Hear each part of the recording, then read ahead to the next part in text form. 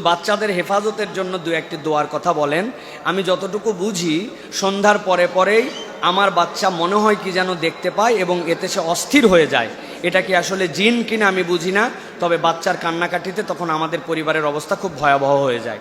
প্রিয় ভাইয়েরা, বাচ্চাদের হেফাজতের জন্য নবী করিম সাল্লাল্লাহু আলাইহি ওয়াসাল্লাম নিজে একটা দোয়া করতেন এবং খুব ইন্টারেস্টিং বিষয়, নবীজি বলছেন আমি যে দোয়াটা করতেছি এটা আমার দোয়া নয়, এটা হচ্ছে হযরতে ইব্রাহিম আলাইহিস সালাম তার দুই সন্তান ইসমাইল এবং ইসহাককে যেই দোয়া পড়ে ফু দিতেন, আমি মুহাম্মদ সাল্লাল্লাহু আলাইহি ওয়াসাল্লাম ওই দোয়াটা হযরত হাসান হুসাইনকে পড়ে ফু দিচ্ছি। সুবহানাল্লাহ।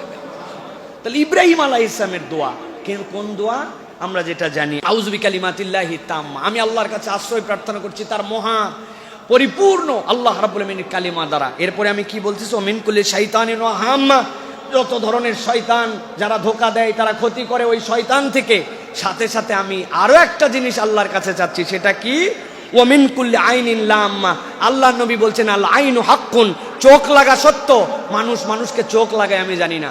বাপরে বাপ, বাচ্চাটা কি সুন্দর স্বাস্থ্য, বাপরে এত সুন্দর দেখতে, ওরে বাবারে বাবা কি খাওয়া খাই রে। এই যে বলছি না, এর সাথে মাশাআল্লাহ তাবারাকাল্লাহ বলি নাই। আরবদের কাছে যদি আপনি এই কথা বলেন, আপনাকে একদম কলার ধরে নিয়ে এসে বলায় নেবে মাশাআল্লাহ বল তাবারাকাল্লাহ। খবর আছে একবারে, ওদের কালচারই হয়ে গেছে এইটা, ওরা বলতে শিখেছে, কিন্তু আমরা এটা বলতে শিখি নাই।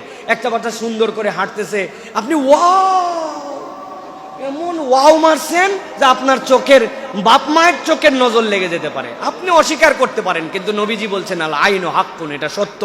অতএব এইটা প্রাথমিকভাবে দায়িত্ব। 2 নম্বর, আপনি যেটা বলেছেন যে অনেক সময় শয়তান অনুভব করেন, শয়তান অনুভব করে বলেই নবীজি একটা দোয়া শিখিয়েছেন। নবীজি বলছেন আউযু বিকালিমাতিল্লাহি তাম্মা মিন গাযবিহি ওয়া ইকাবিহি ওয়া মিন শাররি ইবাদিহি, আল্লাহ রাব্বুল আলামিনের কাছে আমি আশ্রয় প্রার্থনা করতেছি পূর্ণ কালেমার দ্বারা।